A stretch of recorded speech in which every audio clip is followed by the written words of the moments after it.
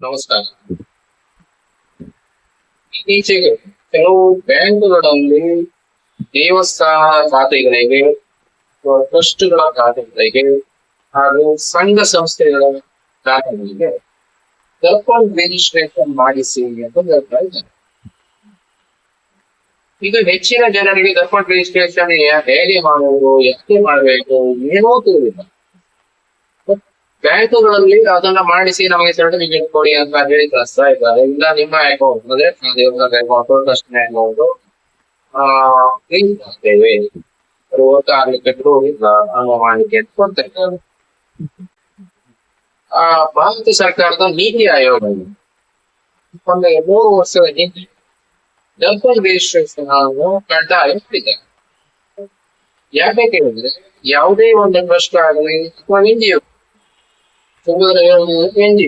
NGO ಬೇರೆ ಕಡೆ ಅಂದ್ರೆ ಫಾರಿನ್ ಫಂಡ್ ಇರ್ಬೋದು ಅಥವಾ ಭಾರತದಲ್ಲಿ ಬರುವಂತದ್ದು ಇದನ್ನ ಸರಿಯಾಗಿ ಮೇಂಟೈನ್ ಮಾಡಲಿಕ್ಕೆ ಈಗ ಅಭಿವೃದ್ಧಿ ಎಲ್ಲಿಂದ ಬಂದಿದೆ,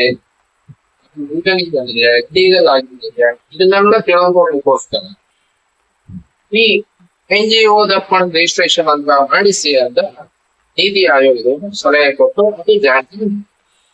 ಅದನ್ನ RBI ನಡೆಸಿ RBI ಅವರು ರಿಸರ್ವ್ ಬ್ಯಾಂಕ್ನವರು ಉಳಿದ ಎಲ್ಲಾ ಕಮರ್ಷಿಯಲ್ ಬ್ಯಾಂಕ್ಗಳಿಗೂ ಕೂಡ ಬಳಸಿದ್ದಾರೆ.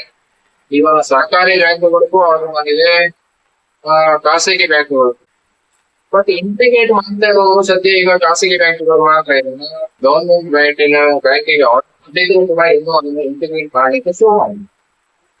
ಯಾವ ಈ ಖಾಸಗಿ ಬ್ಯಾಂಕ್ಗಳಲ್ಲಿ ಖಾತೆ ಇರುವಂತ ದೇವಸ್ಥಾನದ ಖಾತೆ ಇರುವುದು, ಸಾಮಾನ್ಯವಾಗಿ ನಮ್ಮಲ್ಲಿ ಹೆಚ್ಚಿನ ದೇವಸ್ಥಾನಗಳಲ್ಲಿ ಗವರ್ಮೆಂಟ್ ಇಂದ ಸ್ವಸ್ತಿಕ್ ಅನುದಾನ ಆ ಖಾತೆಗೆ ಮೇಂಟೈನ್ ಅಕೌಂಟ್ ರಿಜಿಸ್ಟ್ರೇಷನ್ ಸರ್ಟಿಫಿಕೇಟ್ ತಗೊಂಡು ಬನ್ನಿ ಅಂತ ಹೇಳ್ತಾ ಇದ್ದಾರೆ.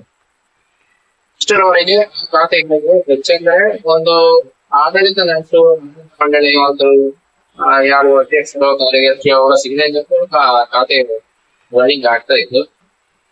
ಇದೀಗ ಈ ದರ್ಪಣ್ ರಿಜಿಸ್ಟ್ರೇಷನ್ ಮಾಡಬೇಕಾದ್ರೆ ಮಂಡಳಿಯ ಟ್ರಸ್ಟ್ ಅಂತ ರಿಜಿಸ್ಟ್ರೇಷನ್ ಅಥವಾ ಟೋಟಲಿ ರಿಜಿಸ್ಟ್ರೇಷನ್ ಆಗಿದೆ ಗವರ್ಮೆಂಟ್. ನಂತರ ಖಾತೆಗೆ ಪಾನ್ ನಂಬರ್ ಅವಶ್ಯಕತೆ ಇದೆ. ಅಂದ್ರೆ ದೇವಸ್ಥಾನದ ಹೆಸರಲ್ಲೇ ಪಾನ್ ಕಾರ್ಡ್, ಅಥವಾ ಟ್ರಸ್ಟ್ ಆಗಿದ್ರೆ ಟ್ರಸ್ಟ್ ಹೆಸರಲ್ಲೇ ಪಾನ್ ಕಾರ್ಡ್ ಆಗಬೇಕು, ಅಥವಾ ಸಂಘದ ಹೆಸರಲ್ಲೇ ಈಗ ಇವಾಗ ಸ್ನೇಹ ಕೂಟಲ್ಲ ಬೇರೆ ಬೇರೆ ಸಂಘಗಳಿವೆ. ಆ ಎಲ್ಲ ಸಂಘಗಳು ಕೂಡ ಪಾನ್ ಕಾರ್ಡ್ ಅನ್ನ ಕಡ್ಡಾಯವಾಗಿ ಮಾಡಿಸ್ಕೊಳ್ಳೇಬೇಕು. ಈ ದರ್ಪಣ್ ರಿಜಿಸ್ಟ್ರೇಷನ್ ಮಾಡುವಾಗ ಆಡಳಿತ ಮಂಡಳಿ ಮತ್ತು ಪಾನ್ ಕಾರ್ಡ್ ಎರಡು ಅತಿ ಅವಶ್ಯಕವಾಗಿ ಬೇಕಾಗಿರುವಂತ ದಾಖಲೆ. ಇದು ಎಲ್ಲವನ್ನು ಆಡಳಿತ ಮಂಡಳಿಯ ಎಲ್ಲ ಡಾಟಾವನ್ನು ದರ್ಪಣ್ ರಿಜಿಸ್ಟ್ರೇಷನ್ ಮಾಡುವಾಗ ಅದನ್ನು ಫೀಡ್ ಮಾಡಿಸಿ ನಂತರ ದರ್ಪಣ್ ರಿಜಿಸ್ಟ್ರೇಷನ್ ನಂಬರ್ ಕ್ರಿಯೇಟ್ ಆಗಿದ್ರೆ ಆ ನಂಬರ್ ಸರ್ಟಿಫಿಕೇಟ್ ಬ್ಯಾಂಕ್ ಕೊಡಬೇಕಾಗ್ತದೆ.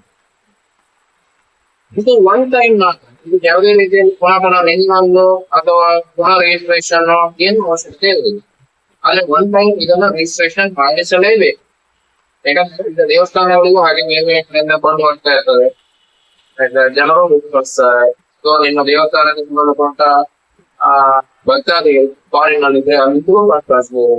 ಅದರಿಂದ ನಿಮ್ಮ ಆ ದೇವಸ್ಥಾನದ ಖಾತೆಗೆ ಕಡ್ಡಾಯವಾಗಿ ದರ್ಪಣ್ ರಿಜಿಸ್ಟ್ರೇಷನ್ ಮಾಡಿಸೋದು, ದರ್ಪಣ್ ರಿಜಿಸ್ಟ್ರೇಷನ್ ನಂಬರ್ ಅನ್ನ ಖಾತೆಗೆ ಮಾಡಿಸೋದು ಅವಶ್ಯಕವಾಗಿದೆ. ಅದೇ ರೀತಿಯಲ್ಲಿ ಟ್ರಸ್ಟ್ಗಳು ಸಹ ಟೋಟಲ್ ನಾವು ಎಲ್ಲ ರೀತಿ NGO ದರ್ಪಣ್ ಅಂತ ಇದಕ್ಕೆ ಹೆಸರು ಅಷ್ಟೇ, NGO ದರ್ಪಣ್ ಸರ್ಟಿಫಿಕೇಟ್. ಆದಷ್ಟು ಬೇಗ ಈ ಟ್ರಸ್ಟ್ಗಳು, ಯೋಗ ಬೇರೆ ಬೇರೆ ಸಂಘಗಳು ಮತ್ತೆ ದೇವಸ್ಥಾನಗಳು ಈ ಕೂಡಲೇ ದರ್ಪಣ ರಿಜಿಸ್ಟ್ರೇಷನ್ ಮಾಡಿಸಿ ಬ್ಯಾಂಕ್ ಖಾತೆಗೆ ಲಿಂಕ್ ಮಾಡಿಸಿ ನಿಮ್ಮ ಖಾತೆಯ ವ್ಯವಹಾರವನ್ನು ಸುಗಮಗೊಳಿಸಬೇಕಾಗಿ ಕೇಳ್ಕೊಳ್ತೇನೆ. ಧನ್ಯವಾದ.